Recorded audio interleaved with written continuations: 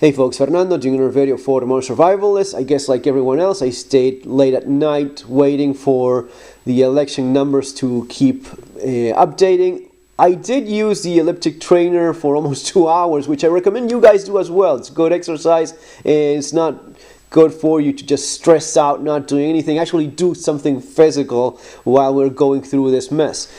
Something very interesting happened. I uploaded this same video just moments ago and it was completely corrupted. First time ever that this happened to me in almost a decade of doing YouTube videos and uploading them without any problem. This one for some reason ends up all messed up. You know, I'm not into conspiracy theories or anything like that, but it's still interesting that specifically now, given how critical all of this is, that sort of thing happens. I mean, whatever.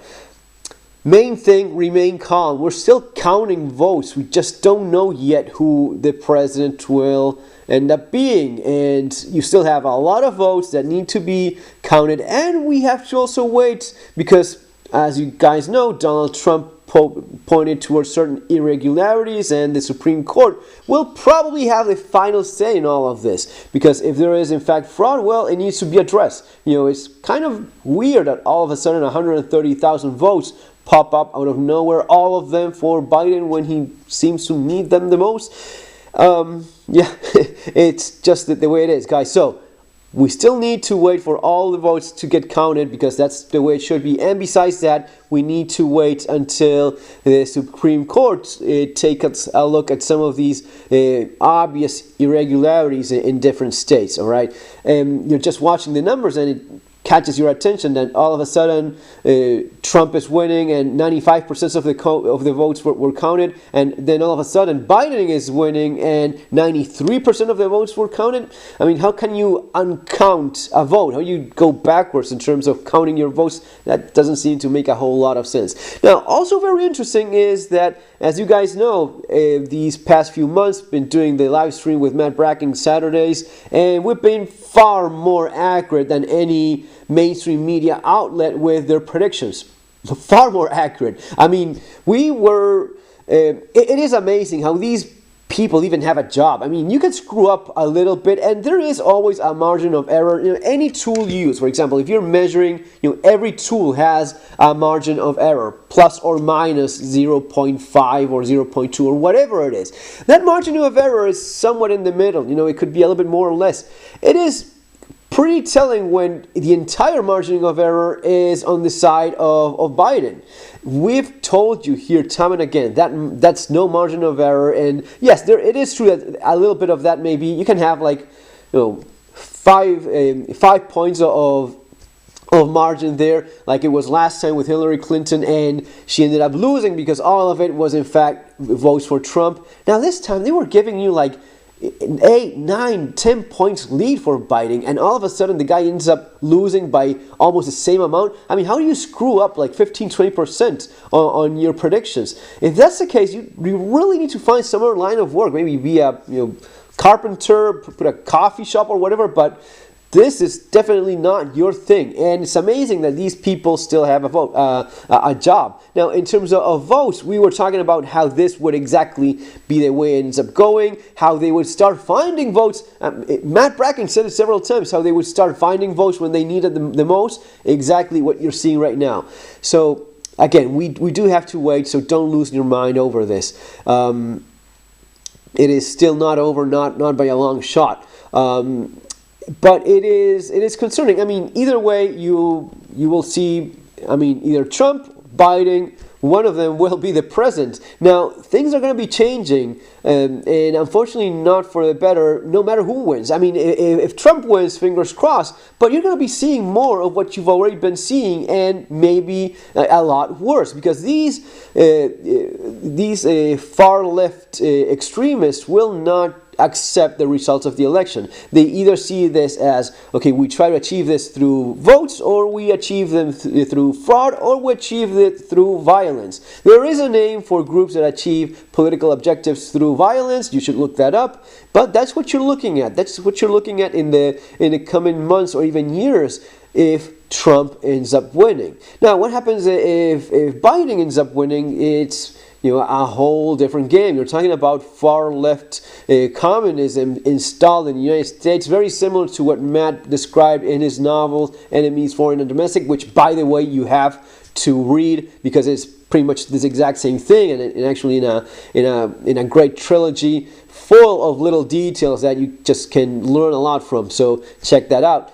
But you're looking at basically Venezuela version in the United States. A version of that in America, and it's not pretty, man. It is quite bleak. Joe Biden is a man well past his prime. He's not with his full cognitive abilities, and you all know this. I mean, it's visible, and he even mentioned it himself a few times, I guess. So people sometimes age a little bit better. So there's some 80-year-olds that are very quick, very witty, and they have their mind in top-notch condition. It's not the case with Joe there. He's likely going to be more of a yes man for the left, for the people that he's standing for, and mostly it's going to be the political agenda is going to be led by Kamala Harris, and I mean mostly for. Because that is pretty much what the Democratic Party has in mind, and she aligns nicely with their idea of what the country should be. And don't confuse.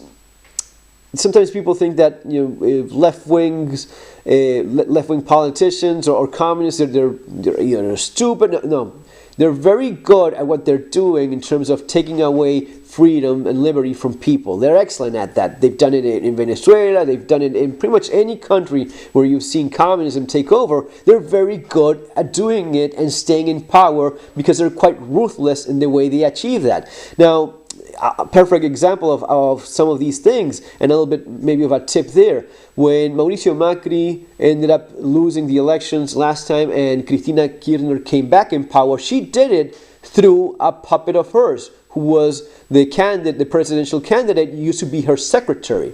So she was going because she couldn't run anymore. She had already been president twice. Yet she ran again as the vice president of her own secretary.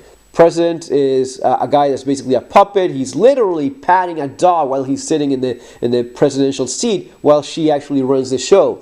Not all that different from what you're seeing right now.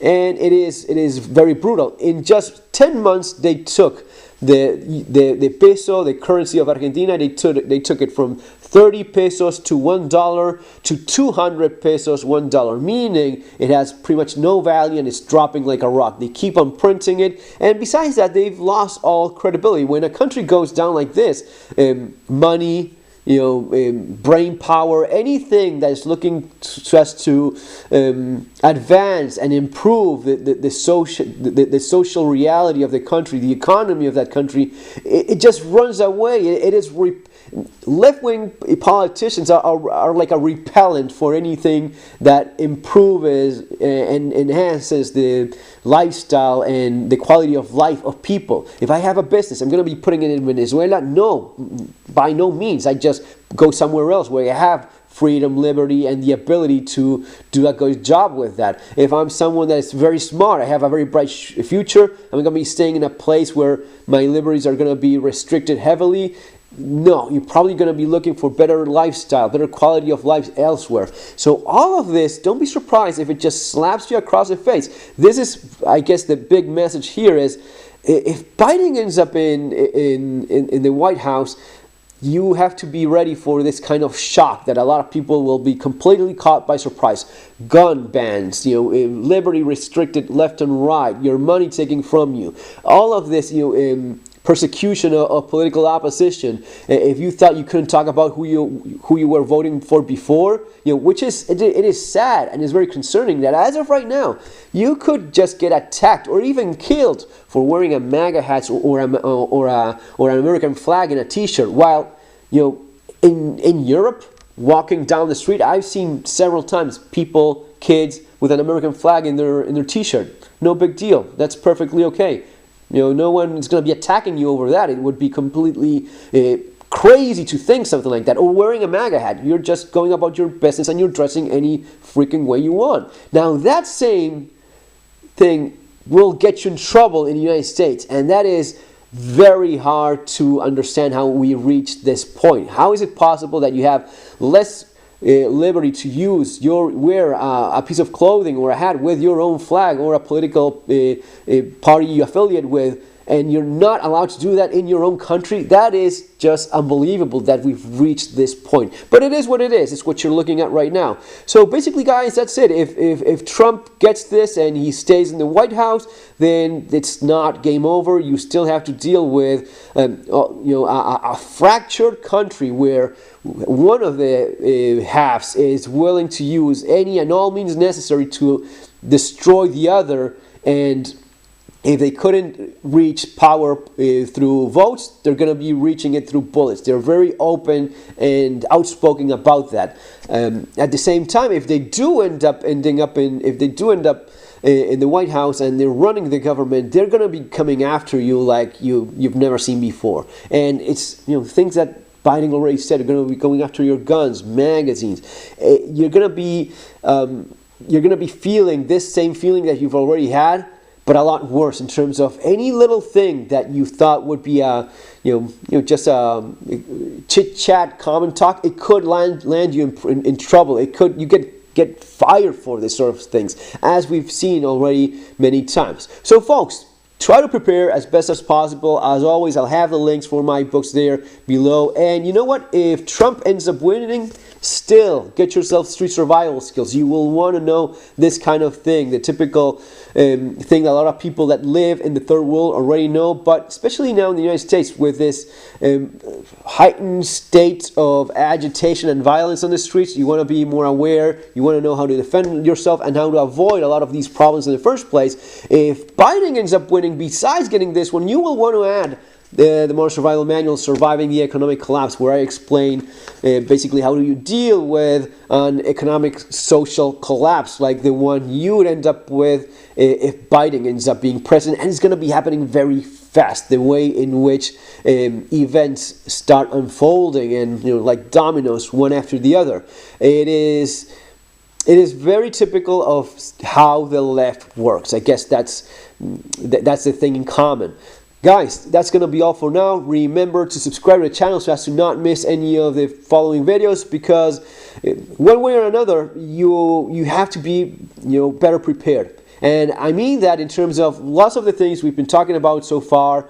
And for a lot of people, this has been more like a theoretical thing, or preparing for something that may or may not end up happening. It is kind of happening right now, a lot of this, and it's going to be escalating from here. So subscribe to the channel if you haven't done so already. Don't miss any videos that I'll keep on uploading if they don't get corrupted or pulled down or whatever strange thing is going on. See you in our next video, folks. Have an awesome day.